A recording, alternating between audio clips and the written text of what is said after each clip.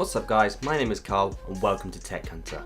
Today I'm looking at a GPU that cost me only £40, which is about $50 US, and picked it up through the Facebook Marketplace and collected it from somebody who lived about 40 minutes away.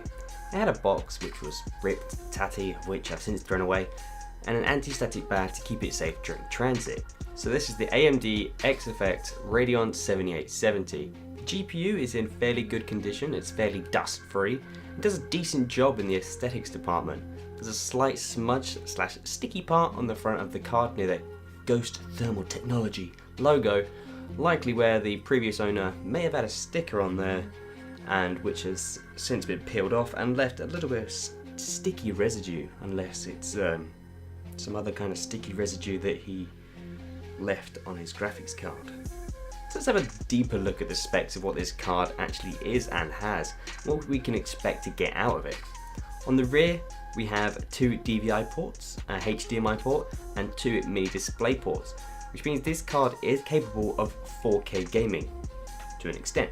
We have two fans cooling the card, an iFinity ready for up to 6 monitors. As far as the GPU specs go, they're as follows: 1000 MHz core clock, 1024 stream processors, and 2 gigs of GDDR5 256-bit memory, and a memory clock of 4800 MHz. So I've tested this card in 2 different machines and had some impressive results. One being my main rig, another being a budget £200 PC build that I'm hoping to show you guys soon. Click the subscribe button down below if you're interested in some budget PC gaming. In my main rig though, it kept cool and steady under load. In my budget build, it kept overheating and crashing the system. In the end, I took the card apart and changed the thermal paste with some Arctic MX4, which did reduce the idle temps from about 45 to about 39 degrees, though under load, the issue persisted. Eventually, it turned out the issue was a faulty power supply. After swapping out with a different one, it sorted the issue and the card is now performing cooler than before in both systems. So now that's all covered, let's have a look at some gaming benchmarks. Right, so first up we have CSGO. Released in 2012, this card came out around a similar time to this game actually, and you have to admit, it does pretty well. It holds up, it stands the test of time. We're averaging over 270 FPS. You've got plenty of horsepower here to do doing your no scopes. You can do anything you want. We obviously got 1080p max with the 0.1 lows are down to 78, which is still really playable at this kind of frame rate. And it's just a really easy and fluid experience. It felt like I was playing on my normal 980 Ti when I was playing on CSGO. Up next we have Rocket League, one of my favourite games. I always feature this because I'm actually good at this reasonably. And it played really well. We did dip down to below 60 in the 0.1 there. Obviously the gap between the 1% and the 0.1 is only about 9 or 8 FPS, so that's definitely playable. The stutters aren't really noticeable, but averaging around 90 FPS with 1080p ultra settings, MLAA on, we've got everything turned up and it's a really enjoyable, playable experience. Third up, GTA 5. Very demanding, very beautiful, very enjoyable game. It was averaging over 100 FPS and was dipping down to 58 in the 1% and really low 31 in the 0.1%. That's probably due to our 2 gig frame buffer, but that's fairly understandable. We had medium to high settings with AA off. We was achieving some really playable and enjoyable experiences on this £40 card. Next up, Battlefield 1.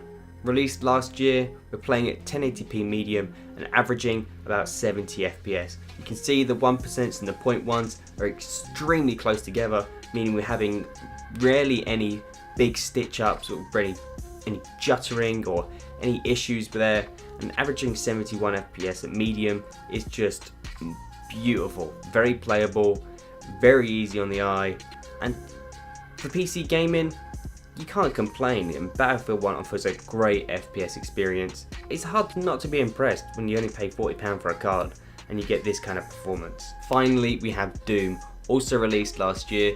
We managed to play it at 1080p medium.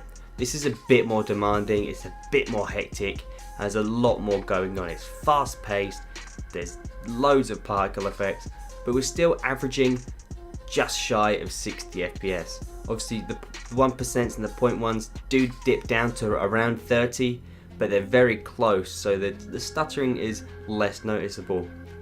But this is definitely a playable experience. I ended up just doing, instead of benchmarking, I ended up doing a couple levels just because I was that engaged in it.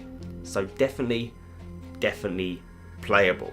So this card cost me £40. I'll say it again because I'm impressed. I've spent a lot on GPUs over the years, well up to £300, £400, and it's kind of hard to justify that amount of money when you're kind of only gaining a couple FPS over, say, your previous card. So when you buy a card for £40 and literally have zero expectations, it's quite easy to be impressed, and I honestly have to admit I am impressed.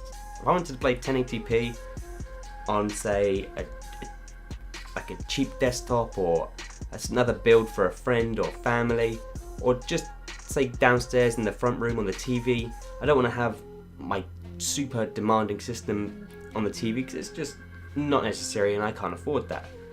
A cheap system like this would be good to have just kicking about the house if you're that way inclined, like I think some of you may well be. But for £40, you can't honestly expect a lot. If you was to buy a brand new card for this kind of money, you'd get something terrible, like what? Maybe you can't even afford a GT 1030, and you probably won't get as good performance with that either. It's a brand new card, new silicon, everything, and it would not perform anywhere near as good as this card. Obviously, this is quite power hungry. You will need a 500 watt power supply to keep this thing chugging along healthily, but that's generally what a lot of people tend to have in their systems now anyway.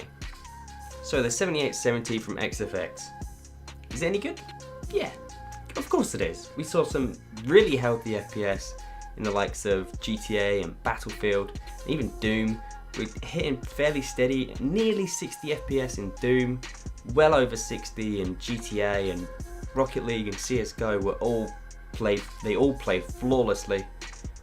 So if you're trying to get into a nice budget build, this kind of GPU, you couldn't go wrong with this. Anyway guys, you can probably tell by my voice I'm a little bit ill. It sounds a little bit more kind of grunty, a little bit more deeper, but I'm trying to persist through it. It's been a while since I've had a video out, and I've been ill, I've been distracted, I've had other necessary things I need to get done. I've been working away as well, which hasn't helped.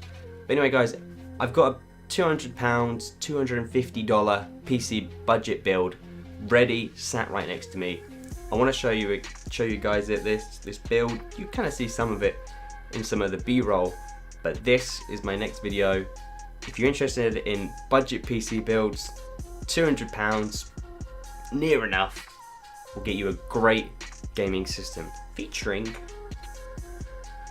a well-known GPU. Right, so that's it guys, that's the end of the video. If you like the video, click the like button down below, and do click that subscribe button if you want to see more of this kind of stuff, and if you want to see that cheap budget build. I'll catch you guys in the next one.